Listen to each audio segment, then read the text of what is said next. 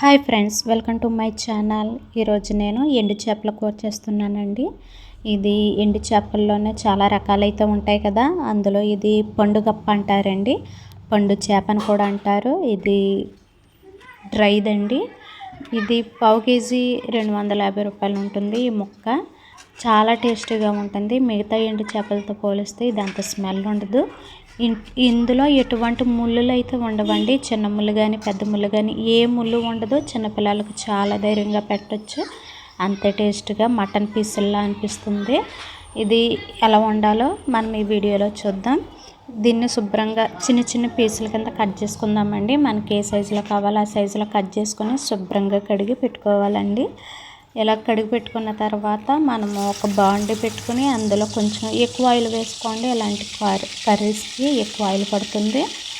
Oil వేసుకున్న తర్వాత ఇందులో మనం శుభ్రంగా కడిగి పెట్టుకున్న ఈ ఎండు చేప ముక్కలు అయితే ఉన్నాయో అవి వేసి ఒక 10 నిమిషాలు ఫ్రై చేయాలండి. ఈ టేస్ట్ అంతా ఈ ఫ్రై చేయడంలోనే ఉంటుందండి. ఎందుకంటే పచ్చివాసన ఏమి లేకోకుండా ఫ్రై చేస్తే చాలాగా బాగా అనిపిస్తుంది. పచ్చివాసన ఏమీ ఉండదు. అందుకని ఇలా ఫ్రై ఒక 10 నిమిషాలు ఫ్రై చేసిన తర్వాత సపరేట్గా వేరే ప్లేట్లో తీసుకోవాలి. ఇలా తీసుకున్న తర్వాత ఏ ఆయిల్ అయితే ఉందో ఆయిల్లోనే మనం కట్ చేసి పెట్టుకున్న ఉల్లిపాయలు ఉన్నాయి. ఆ ఉల్లిపాయలు వేసుకోవాలి. నేను ఒక 4 మీడియం సైజు ఉల్లిపాయలు తీసుకున్నానండి. ఒక 6 పచ్చిమిరకాయలు తీసుకున్నాను. ఈ ఉల్లిపాయలు పచ్చిమిరకాయలు వేసి ఒక 5 మినిట్స్ మాత్రమే వాటిని మనం మగ్గనించుకోవాలి. ఈ త్వరగా మగ్గడానికి మనము ఉప్పు వేసుకోవాలండి. నేను ఇప్పుడు సాల్ట్ వాడతాను, కానీ కర్రీస్కి నేను రాళ్ళ ఉప్పు వాడుతున్నాను. నా కర్రీకి తగ్గట్టు ఉప్పు వేసుకుంటున్నాను. అలానే ఎక్కువ వేసుకోకండి, ఎందుకంటే చేపలో కొంచెం ఉప్పుదనం ఉంటుంది కదా, అందుకని కర్రీలో కొంచెం తగ్గించేసుకోండి. నా ఉల్లిపాయలు మగ్గిపోవడానికి నేను వేసుకున్న ఉప్పుకి ఒక 5 మినిట్స్ తర్వాత నాకు ఇలా లైట్ బ్రౌన్ షేడ్లోకి అయితే వచ్చినాయండి. ఆ తర్వాత నేను కట్ చేసి పెట్టుకున్న 2 టమాటాలను వేసుకున్నాను. ఈ టమాటాలు కూడా వేసుకున్న తర్వాత ఇవి ఒక 5 నిమిషాలు మగ్గాలండి. ఎందుకంటే మనము ఇందులోనే మనము ఫ్రై చేసుకు పెట్టుకున్న పీసులు అయితే వేస్తామండి. ఎందుకంటే ఈ ఉల్లిపాయలు టమాటాలు మగ్గుతున్నప్పుడే ఇవి కూడా వేసుకుంటే ఇవి కూడా పీసులు కూడా మగ్గుతాయి, టేస్ట్ కూడా బాగా వస్తుంది. ఇవి కొంచెం ఉడకాలి కదండి, ఉల్లిపాయల్లోనే ఉడికితేనే బాగుంటాయి. ఉప్పు కారం పసుపు వేసుకున్నాక ఉడుకుతాయి అంత టేస్ట్ అనిపించదు. అందుకని ముక్కల్ని ఉల్లిపాయలు మగ్గుతున్నప్పుడు సగం మగ్గిన తర్వాతే వేస్తేనే టేస్ట్ ఉంటుంది. ఈ ముక్కలు వేసిన తర్వాత ఒక 10 నిమిషాలు మగ్గనివ్వాలండి. అదిగోండి మగ్గిన తర్వాత ఇందులోనే నేను ఒక 1/2 స్పూను పసుపు వేసుకుంటానండి. ఇదిగోండి చూడండి, నాకు బాగా మగ్గినాయి. మగ్గిన తర్వాత నేను ఇందులోకి ఒక 1/2 స్పూన్ పసుపు, ఒక 2 స్పూన్లు కారం వేసుకుంటున్నాను. ఎందుకంటే అలాంటి కూరలోనే కారం ఎక్కువ pడుతుందండి.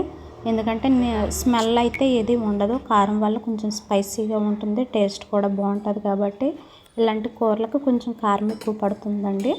నేను 2 స్పూన్లు అయితే వేసుకున్నాను. నాకు కొంచెం పెద్ద స్పూన్లే కదండి.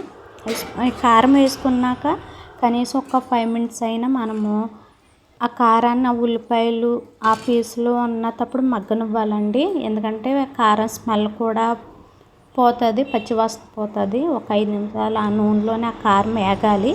వేగిన తర్వాత అందులో మనము కొంచెం నీళ్ళు వేసుకోవాలి. నేను ఒక గ్లాస్ వాటర్ అయితే వేసుకున్నానండి. ఎందుకంటే ఆ ముక్కలు ఏదైతే ఉన్నాయో అవి ఉడకాలి కాబట్టి. ఇలా ఒక గ్లాస్ వాటర్ వేసినాక దీన్ని కొంచెంసేపు మనం మరగనివ్వాలండి. ఈ మరిగే లోపల మనం ఇందులోకి వేసుకోవడానికి చింతపండు ఎంత అయితే కావాలో అంత నానబెట్టుకుందో. నేను చిన్న నిమ్మకాయ సైజ్ అంత చింతపండు తీసుకుని కడుక్కుని తర్వాత నానబెట్టుకున్నానండి. ఆ నానబెట్టుకుని మనము ఏదైతే మరుగుతుందో కర్రీ అందులోనే మనం చింతపండు పులుసు వేసుకుంటున్నాము. చింతపండు పులుసు వేసుకొని దీన్ని కూడా కొంచెంసేపు మనము మరగనివ్వాలండి. ఇలా చింతపండు పులుసు వేసుకున్న తర్వాత బాగా ముక్కలకి కొంచెం చింతపండు పట్టేలాగా బాగా కలుపుకున్న తర్వాత కొంచెంసేపు మనము ఈ కూరని మరగనివ్వాలి. ఇది బాగా చక్కగా దగ్గరికి గ్రేవీ అయ్యేదాకా ఉడకనివ్వాలండి. అలా అయితేనే ఎలాంటి కూరలో టేస్ట్ ఉంటుంది. పులుసుగా అయితే బాగోవు. ఎండు చేప కూరలోను మళ్ళీ ఎండు రొయ్యల కూరలో ఇలాంటివన్నీ బాగా దగ్గరగా అయిపోవాలి. ఇలా అయిపోయిన తర్వాత మనము కొంచెం కరివేపాకు వేసుకోవాలండి.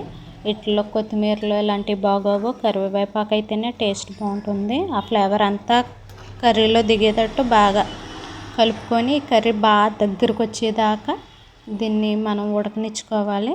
ఆ తర్వాత మనం వేడి వేడి అన్నంలో వేసుకుని తింటే ఈ పండుగప్ప ఎండు చేప కర్రీ ఏదైతే ఉందో అది చాలా అంటే చాలా బాగుంటుంది. ఇదిగోండి మన కర్రీ అయితే రెడీ అయిపోయింది. ఎంత దగ్గరగా రావాలి.